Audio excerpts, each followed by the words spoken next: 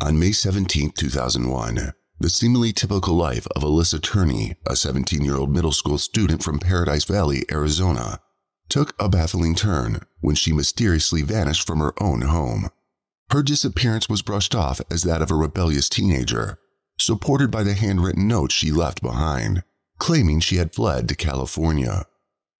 Yet as the piece of the puzzle started coming together, a different, more sinister story began to emerge. It was discovered that someone close to her, someone who had harbored an unsettling obsession for years, held the key to unraveling the mystery behind her disappearance. So, what really happened to Alissa? What secrets lay concealed within the shadows of her disappearance? Paradise Valley, located in Maricopa County, Arizona, is a Phoenix suburb and the state's wealthiest town, boasting around 12,000 residents. It's renowned for its luxury golf courses, high-end real estate, shopping options, and vibrant dining scene. Despite its smaller size and population compared to neighboring municipalities in the Phoenix metropolitan area, Paradise Valley hosts 8 full-service resorts, making it a top tourist destination in Arizona. According to statistics, the rate of crime in Paradise Valley is 47.15 per 1,000 residents during a standard year. And here our story begins. Alissa Marie Turney was born on April 3, 1984 to her father, Stephen Strom, and mother, Barbara Fainer Strom. At the time, Barbara had one other son named John, who was from a previous relationship. However, Barbara's relationship with Stephen did not last long, and in 1987, she began dating a man named Michael Roy Turney. Michael was a single father who had 3 sons named Rhett, James, and Mike from a previous relationship. Before Michael met Barbara, he had served as a deputy for the Maricopa County Sheriff's Office in the 1970s. Alongside this, he coached baseball and led the Boy Scouts. Transitioning to the 1980s, he found employment in the electrical field. Barbara and Michael's relationship progressed swiftly, leading to marriage. Barbara, along with her 2 children, John and Alissa, moved in with Michael, uniting their blended family under one roof. Michael went on to formally adopt John and Alissa, changing their last names to Turney. 4 years later, Sarah was born into this growing family. In the eyes of their neighbors, the 8 of them projected an image of a united and joyful family. Within their home, the concept of step was prohibited when referring to one another. As the children grew, they were exposed to different versions of how their parents had first met. Sarah remembered her father portraying himself as a knight in shining armor, who had gallantly rescued her mother. But in a cruel twist of fate, their world would soon be shattered. The year 1992 brought a double blow. An injury cost Michael his job in the electrical sector. Adding to their woes, Barbara received a devastating cancer diagnosis. Regrettably, on February 28, 1993, Barbara passed away. According to Sarah, everything changed after her mother's death. At the age of just 9, Alissa's companions at home consisted of her adoptive father, Michael, and her younger sister, Sarah. The boys in the family were all older than the girls, and they had either already left the house or departed shortly after Barbara's passing. Alissa is 4 years older than me, and she's basically the only mom I ever had. She really raised me, and she was the sweetest and the strongest girl I've ever met. She definitely is the source of all of my strength. According to Sarah, Michael was notably strict during this time, and his strictness was particularly pronounced in his dealings with Alissa. This was partly due to Alissa's emerging streak of rebellion as she transitioned into adolescence. In 2001, at the age of 17, Alissa was in her junior year at Paradise Valley High School in Arizona. To support herself, she held a job in the Jack in the Box fast food restaurant. At the time, she was also in a relationship with a guy named Jonathan Lackman. Despite being a proficient student, Alissa occasionally dabbled in marijuana experimentation and would, as Sarah recalled, occasionally skip classes. In response to Alissa's behavior, Michael took to conducting frequent searches of her possessions, monitoring her phone calls and observing her from the parking lot during her shifts at Jack in the Box. However, the full extent of his surveillance wouldn't become apparent until much later, as you will soon find out. May 17, 2001, marked Alissa's final day of her junior year at high school. She followed her usual routine of attending school. Meanwhile, it was also Sarah's last day of 7th grade at Explorer Middle School in Phoenix, and she embarked on an end-of-year excursion to a water park. Around 11 a.m. that same day, Alissa made a brief appearance in her boyfriend, Jonathan's classroom. She informed him that her stepfather, Michael, would be picking her up from school early. Alissa also mentioned her plan to attend a party later that night and assured Jonathan she would see him there. However, from that point on, Alissa mysteriously vanished. No one ever laid eyes on her again. Later on, Michael would admit that he indeed took Alissa out of school on that fateful day. According to his account, they left for a lunch outing to commemorate the end of her junior year. However, their day took a sour turn. When Alissa expressed a desire for more independence, this led to an argument between them. In his version of events, Michael stated that he brought Alissa back to their family residence at approximately 1 p.m. Afterward, he left to attend to errands. From there, our father says that they went out to lunch, but eventually they get into a fight. Alissa wants more freedom over the summer, and our father says absolutely not. And our father says he last remembers seeing Alissa walking to her bedroom angry. Meanwhile, as Sarah's end-of-year trip to the water park wrapped up, the bus returned to school. When she disembarked and looked around for her father, he was nowhere to be found. Michael had promised to pick her up. Since her home was nearby, Sarah and a friend opted to walk there. However, upon reaching home, they were met with a silence as no one answered the door. Sarah then attempted to reach her father by phone, leaving a voicemail, instructing him to pick her up at her friend's house later. Soon after, Michael did arrive, but his demeanor was deeply troubled. Once Sarah got into the truck, she found Michael in a state of panic. He instructed her to start calling Alissa because he had been trying to reach her without success, and he feared that something had befallen her. He handed his phone to Sarah, who then repeatedly dialed Alissa's number. There was no response from Alissa. Upon returning home, their voices echoed throughout the house as they called for Alissa. Upon entering her room, an unusual sight awaited them: disorder in a space that was usually neat and organized. Alissa's backpack had been overturned, its contents scattered across the floor. They attempted to reach her once more, but this time, a faint buzzing sound hinted at a phone hidden somewhere within the room. As Sarah recollected, she discovered Alissa's phone resting on the dresser. Positioned nearby was a note, bearing Alissa's handwriting. The note informed them that she had gone to California. It explained that she had managed to save enough money to venture out on her own. In the past, Alissa had voiced her desire to leave home, like many teenagers wanting more independence. However, Sarah had never truly believed that Alissa would take the step of leaving. Alissa also frequently mentioned her aunt in California. She often expressed her desire to live with this aunt, mainly because of her strained relationship with Michael. "I wasn't worried," Sarah said. "I was under the impression she was going to be back. I don't think her being gone forever was anything that ever crossed my mind." Upon discovering the note, Michael initiated a search. He went door to door inquiring with neighbors. He also visited Alissa's favorite hangout spots and reached out to her friends. None of them could provide any clue about Alissa's whereabouts. It appeared that Alissa had vanished abruptly, without confiding in anyone about her intentions to leave. That evening, Michael took the step of contacting the police and attempted to file a missing persons report for Alissa. However, considering Alissa's age and the presence of the note she had left behind, the police categorized her as a runaway. This decision led to a lack of further investigation into the circumstances surrounding her disappearance. Intriguingly, investigators never paid a visit to the Turney residence, nor did they conduct interviews with Alissa's family and friends. The seriousness of the situation, it seemed, was not fully grasped by the authorities. Roughly a week following Alissa's disappearance, Michael reported a significant development to the police. He recounted receiving a call at his home. This call had come from a payphone in Riverside, California. According to Michael, the caller was Alissa herself. In this call, Alissa used strong language, berated him, and demanded that he stay away from her. Following this, she had then hung up. At this point, it's worth noting that some things were not adding up. Alissa's disappearance did not quite fit the typical runaway scenario, as it was unusual for a runaway to abandon all of their possessions and money. Notably, Alissa had $1,800 untouched in her bank account, along with her makeup, hairbrush, keys, and phone. These perplexing discrepancies would remain unexplored until much later in the investigation.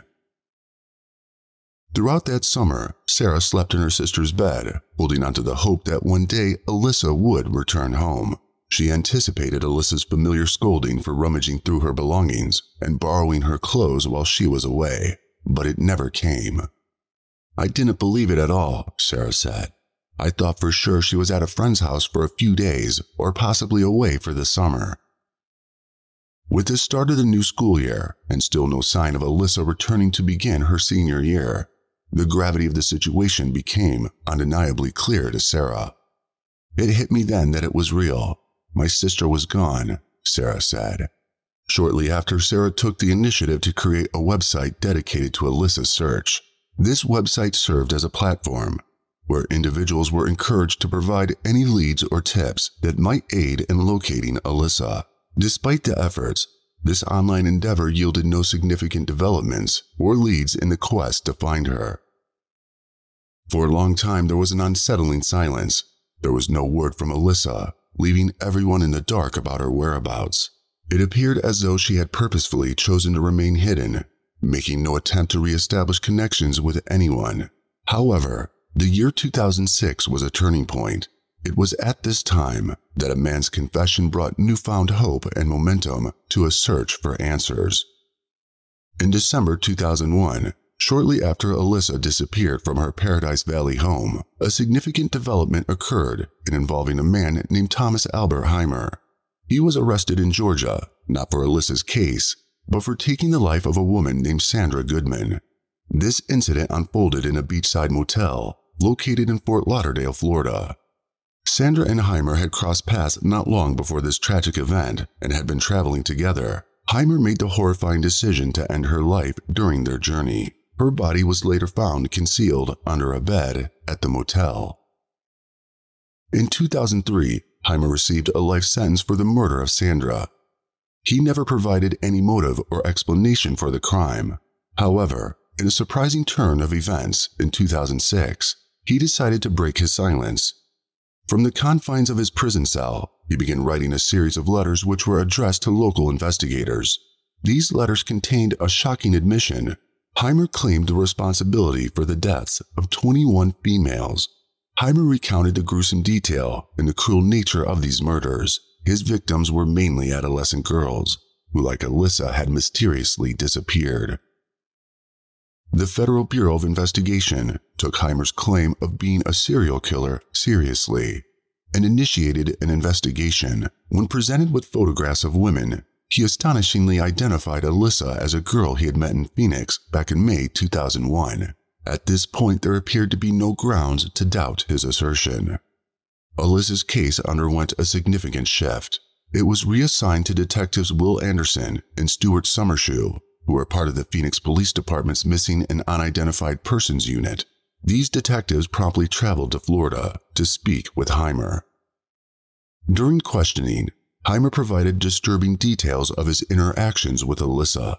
He recounted a troubling sequence of events that began in a hotel room and ended tragically with her strangulation. He went on to reveal that he had dismembered Alissa's body into parts, intending to dispose them at a recycling center. As detectives listened to Heimer's graphic narrative, something didn't quite add up. The Alissa he portrayed didn't match the Alissa they had come to know during their investigation. Most notably, Heimer claimed that she was a heroin addict, a statement that contradicted the information detectives had gathered about her. That's not something you can hide from your friends or your family, so that didn't match up with what Heimer was saying, Detective Summershoe said as regards to Alissa being a heroin addict. Under further questioning and scrutiny of specific details, Heimer's narrative began to disintegrate.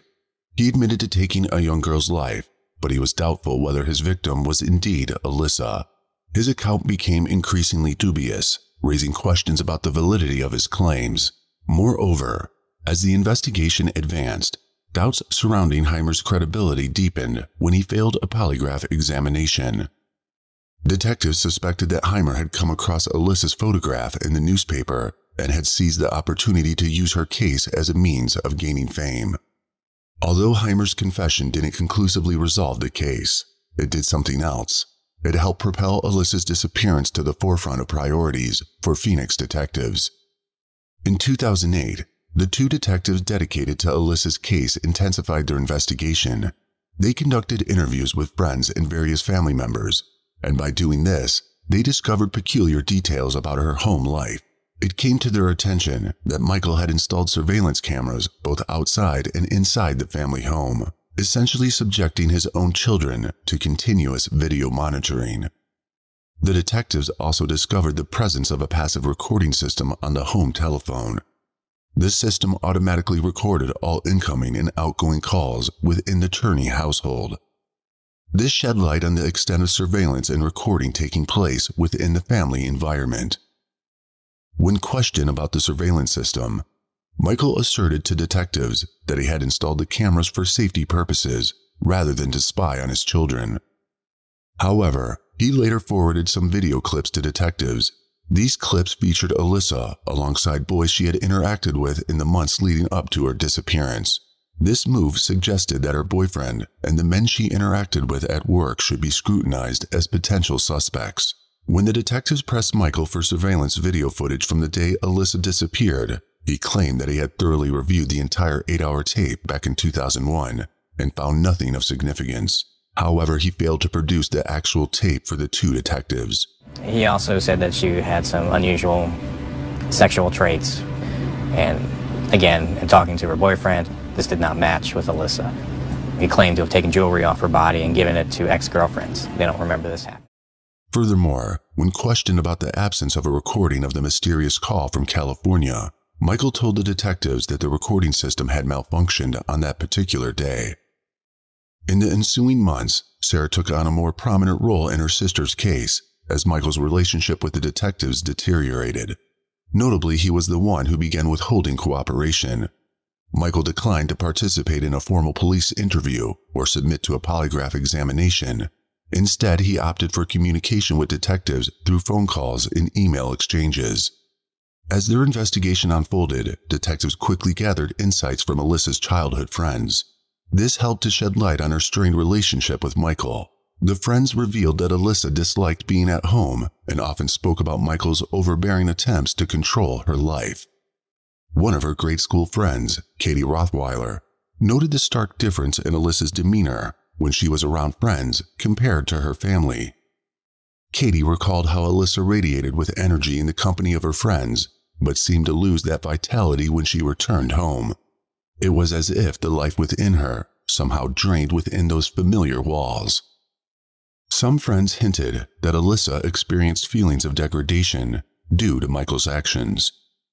The surprising revelation came when they also discovered from Alissa's boyfriend, Jonathan, that she had confided in him about Michael attempting to abuse her at a certain point. She told me one time that he tried sexually abusing her when she was younger. What did she say happened? Dad picked her up early from school one day, driving around. I think the story was pulled over somewhere in, an unoccupied area, some like desert area, and tried fooling around with her, and she got, aggressive. Jonathan asserted that Alissa disclosed it occurred one day after school when Michael had picked her up ahead of schedule. According to Jonathan, Alissa had said that Michael had pulled off the road in a desert area and attempted inappropriate advances. Her friends also disclosed that Alissa had confided in them about a distressing situation. According to her accounts, one night she woke up to find herself tied to a chair and gagged with Michael on top of her. On December 11, 2008, Sarah received a phone call from detectives who informed her about a significant development in Alissa's case. They requested her presence at the police headquarters for an in-person meeting.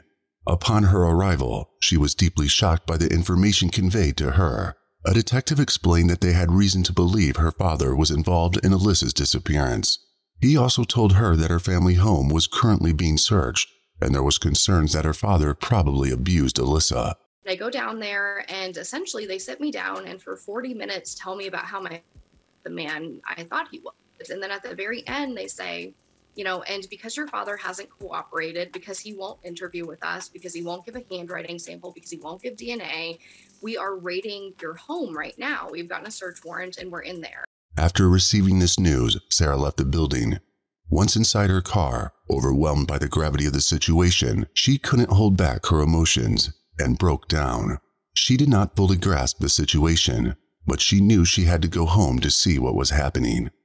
The raid the police had mentioned to Sarah had been carried out by the Phoenix Police Bomb Squad and officials from the Bureau of Alcohol, Tobacco, Firearms, and Explosives.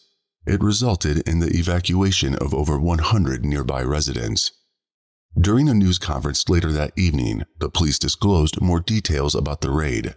They revealed that they had executed a search warrant at Michael's residence, primarily seeking evidence related to Alissa's case.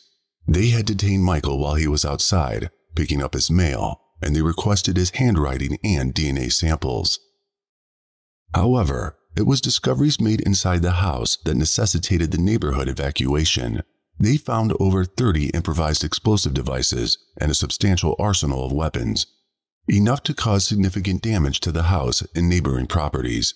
Among the finding were 19 loaded high-caliber assault rifles, 2 homemade silencers, and a van on the property loaded with gasoline.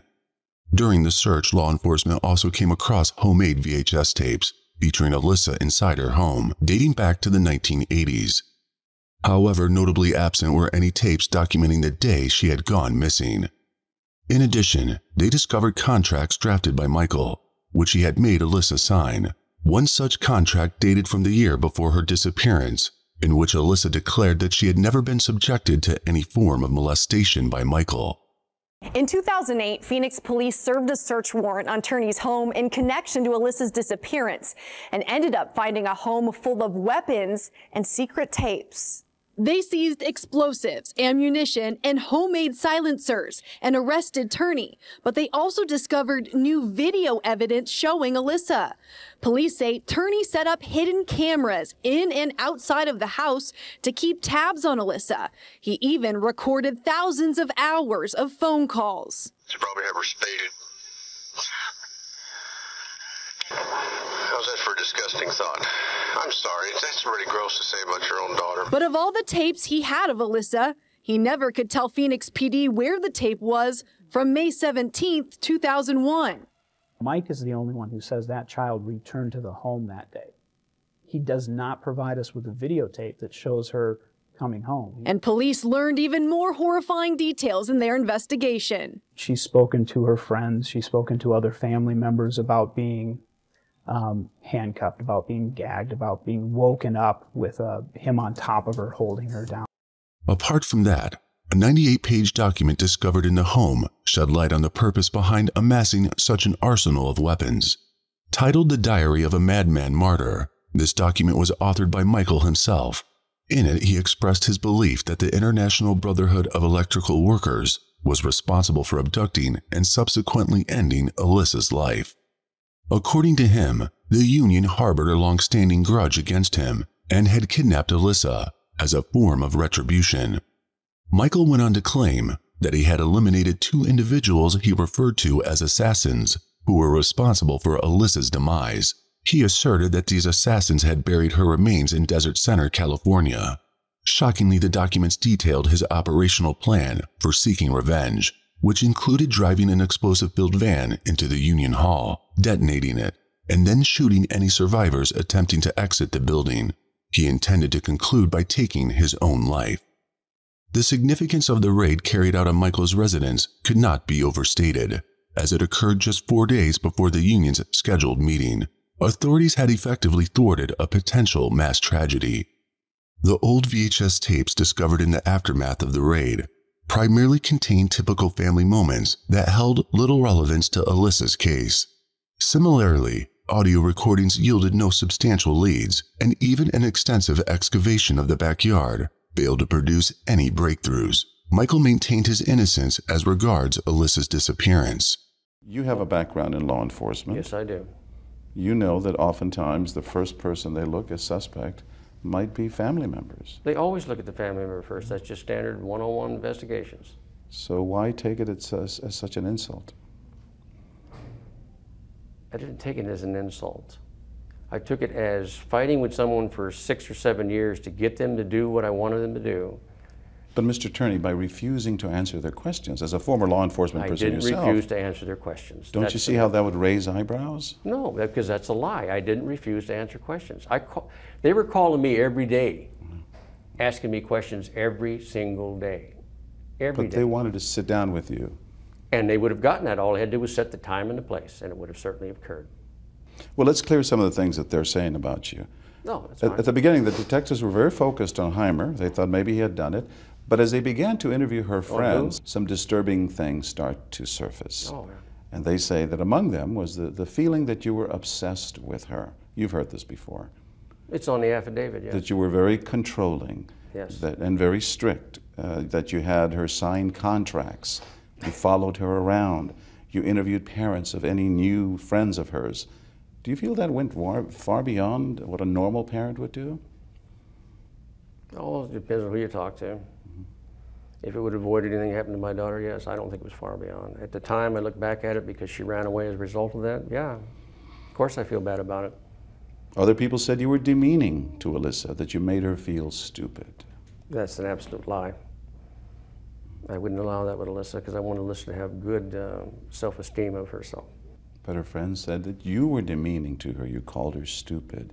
In a phone call that has surfaced since then, you called Alissa a bitch. Really? See, I'm not aware of that. It's on a recording. Well, then fine. Let's bring all the recordings out. I got no problem with that. Did you call her that? Did I call Alissa a bitch? I don't remember. I very well could have one time when I was mad at her. Who knows? That's demeaning. I guess it is. So what were you planning to do?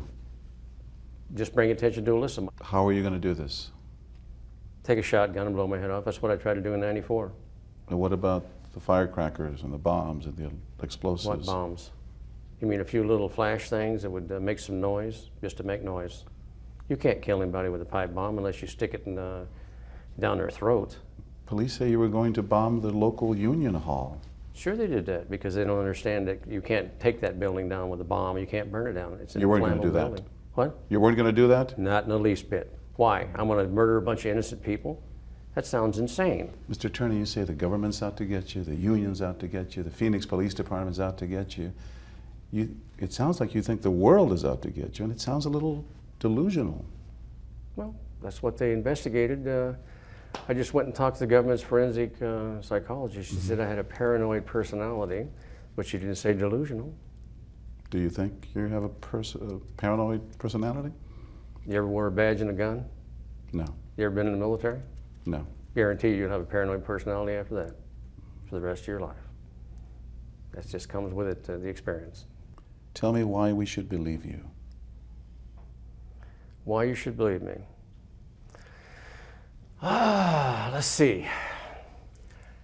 I don't know, probably because the fact that sometimes when people tell things that seem to be so irrational, sometimes they are true. You're not capable of killing your stepdaughter. I didn't kill my stepdaughter. I'm not capable of killing my stepdaughter. In June 2010, Michael received a 10-year prison sentence, not for Alissa's disappearance, but for possessing pipe bombs. Sarah was left with unanswered questions. In the years that followed, Sarah's growing suspicions about her own father led her to embark on a personal quest for answers. During Michael's imprisonment, they occasionally communicated via email. Initially, Sarah inquired about her sister and what the police had discovered at home, but Michael often avoided those topics. In 2017, Michael was released from prison, regaining his freedom. That same year, Sarah confronted her father and pressed him for an explanation, but he refused to provide one. Instead, he mentioned that he would reveal the truth on his deathbed. Feeling frustrated and heartbroken, Sarah sought advice from law enforcement on how to keep her sister's case in the public eye.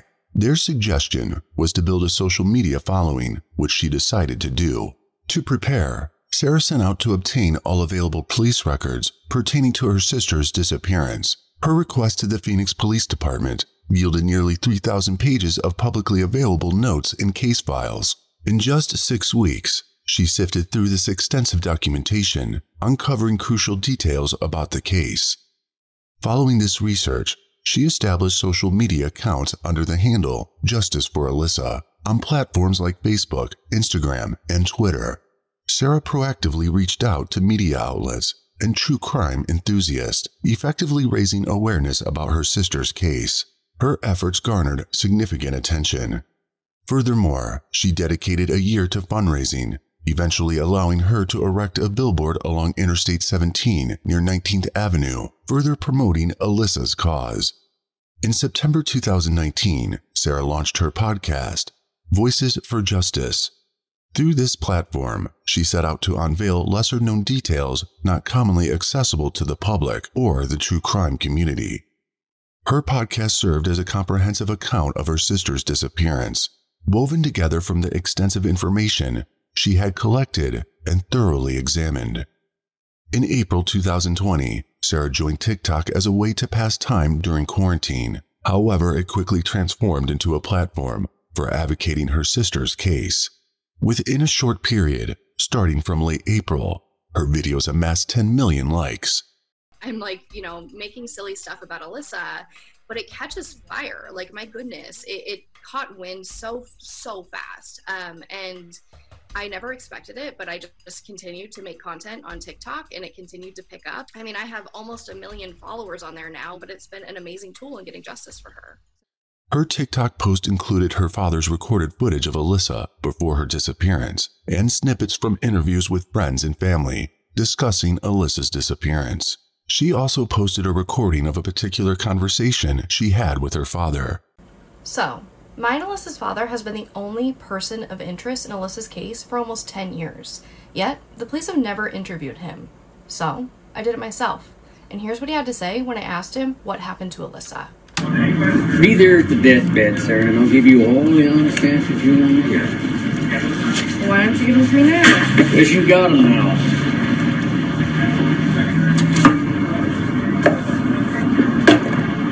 Then why are you making me this offer to go to your deathbed? I don't know, Sarah. What are you looking for? Yep. And when I went to the police and gave them the recording, do you know what the commander told me? Well, Sarah, he didn't confess to us. Please help me share this. This is insane and should never happen to anyone. Sarah eventually cut ties with her father and channeled her efforts into steadily building her social media following. On August 20th, 2020, an unexpected turn of events unfolded in the investigation into Alissa's baffling disappearance. Michael, who was 72 years old at the time, was arrested. The sequence of events unfolded as follows. In June 2020, Phoenix law enforcement referred Alissa's case to the prosecutor's office, seeking charges against Michael. Then, on August 19th, a grand jury issued an indictment. This indictment charged Michael with 1 count of second-degree murder, a Class 1 felony, related to Alissa's disappearance. Consequently, his arrest took place on the very next day. In other developing news now, today was a day 19 years in the making for Alissa Turney's family. Today, her stepfather was arrested in her disappearance and murder back in 2001 when she was just a teenager. Well, the case had gone cold, but so many people involved in Alissa's life, they always believed that her stepdad was involved. In tonight's True Crime Arizona, Brianna Whitney takes an in-depth look at old videos, audio recordings, and interviews from her stepfather, which are chilling. Nearly 2 decades ago, 17-year-old Alissa Turney lived here, Paradise Valley, with her little sister Sarah and her stepfather, Michael Turney. Judy Wacker lived next door and still lives there today. The whole time he was there, we felt kind of really uncomfortable. We always felt like we were being watched. I used to call him my psycho neighbor. You know, my secrets are always told everywhere by a big mouth. And of course, there's no foundation for them or I'd be in jail. While the police did not disclose the specifics of Michael Turney's arrest or the direct impact of Sarah's social media advocacy on resolving Alissa Turney's case, Maricopa County Attorney Alissa Adele did acknowledge Sarah's social media campaign during a press conference. Alyssa's life was just beginning. For nearly 20 years, those who loved Alissa have longed to see her or hear from her one last time. They have longed for closure and demanded that anyone who is responsible for her disappearance be held accountable. Today, I am announcing the grand jury indictment for second-degree murder of Michael Roy Turney, Alyssa's stepfather. With this announcement, I must say that a charge of a crime is merely an accusation. The defendant is presumed innocent until proven guilty. And I would also be remiss if I didn't take a moment to thank the dedicated officers at the Phoenix Police Department for their decade-long work on this case. They worked tirelessly to get us to this point. They laid down the facts as they saw them. They didn't give up on Alissa.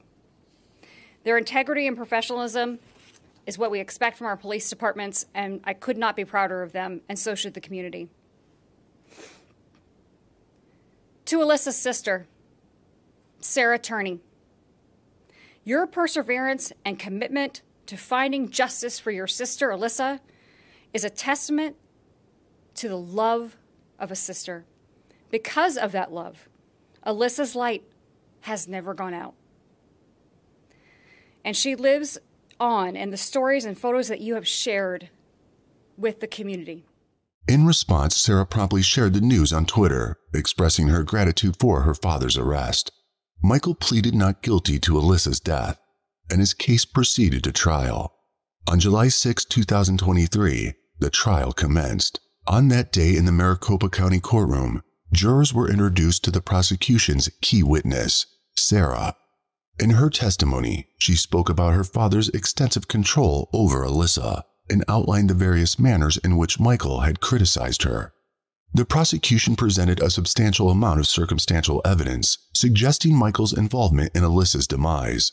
However, the defense countered by highlighting the absence of DNA or blood evidence, emphasizing the lack of conclusive proof regarding Alyssa's fate. They emphasized that without a body, it was not certain that Alissa was dead. Seated in a wheelchair, Michael attentively listened to the proceedings. Right behind him in the courtroom sat Alyssa's biological father, Stephen Strom. Stephen would later express his feelings regarding Michael, stating that he would like to take his life for what he had allegedly done. During the fifth day of trial, which occurred on July 13, 2023, the prosecution presented a piece of evidence, an audio recording of a phone conversation between Michael and an individual named Michael Seth. In the recording, Michael appeared agitated. He also used derogatory language when referring to Alissa. This audio evidence appeared to be a significant blow to Michael's defense. But on Thursday, the jury heard revealing testimony through phone calls, recorded phone calls, where they heard not only Alyssa's voice, but also a pretty jaw-dropping call from Mike Turney, where he is revealing his disdain for dealing with his daughter, Alissa. Any day today's a bad day. Sarah don't want to go to school. Alyssa's supposed to go in late. She lost her wallet. You know, I'm giving her basically an alternative. Cops, where she can bond back with me and the family and stop being such a, you know, distance this family from all the problems we've had from her boyfriend. And she said no. So for the first time in my life, I've got to take a kid that I love and call the cops. Probably going to lose the house. Everything else is going to be over because of some stupid ass bitch. More than likely going to run away anyway after she gets busted. They're not going to put her in jail this time, I almost guarantee it. In other words, my life sucks. And it's just terrible. I can have a good time with Sarah so long as Alissa doesn't care. She's always in there with something. I don't give a what it is. Now I'm going to have to put up with and deal with someone that's doing all kinds of to this family. While that audio played in court, some of the jurors looked stunned. Sarah, the sister of Alissa, she broke down into tears in the gallery. Her brother James was sitting next to her, tried to console her. Then the prosecution played another recorded call for this jury. It was placed about a month before Alissa went missing.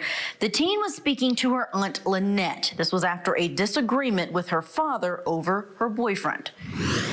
I'd be freaking out all of a sudden. It's my dad. What do you expect? Huh? What do you expect? He's always like that. I know, but he hasn't done that in like many years. Because you haven't been around him. The next big question in this case is, will the defendant testify? I was watching his face really closely when the judge asked his team, were they planning to call him? He showed no visible reaction as his attorney said that they are going to reserve that conversation until after the state rests its case. However, on Monday, July 17, 2023, the judge made a crucial decision, stating that there wasn't sufficient evidence for the case to proceed under Arizona's Rule 20. Consequently, Michael was acquitted, and the legal system cannot pursue another trial against him. The verdict was a relief for Michael, however. Devastated family members who had hoped for justice were overcome with tears. Sarah left the courthouse without addressing reporters. Following this, Jamie Jackson, one of Michael's defense attorneys, issued a statement on Michael's behalf to the media. In the statement, Michael expressed his happiness that the judge had ruled in his favor, and he conveyed his excitement about the prospect of being released from custody. Jackson also emphasized that Michael remained deeply concerned about the case and Alissa's fate. He was also determined to uncover the truth about the real killer. Sarah and some of her siblings also released a joint statement. In her message, she thanked the detectives and her online community for their support, even though the outcome wasn't what they had hoped for. James Turney, her brother, also spoke about their experiences as a victim's family. Sarah stressed the importance of ongoing advocacy and hope for families like theirs. She ended her message with heartfelt words to Alissa, expressing love, apologies, and a hope that Alissa knows she tried her best. As we conclude this complex and emotional case, two questions linger. What truly happened to Alissa? And will the truth about her disappearance ever come to light? We thank you for joining us on this journey through the twists and turns of Alissa Turney's story, and we hope that someday justice will be served.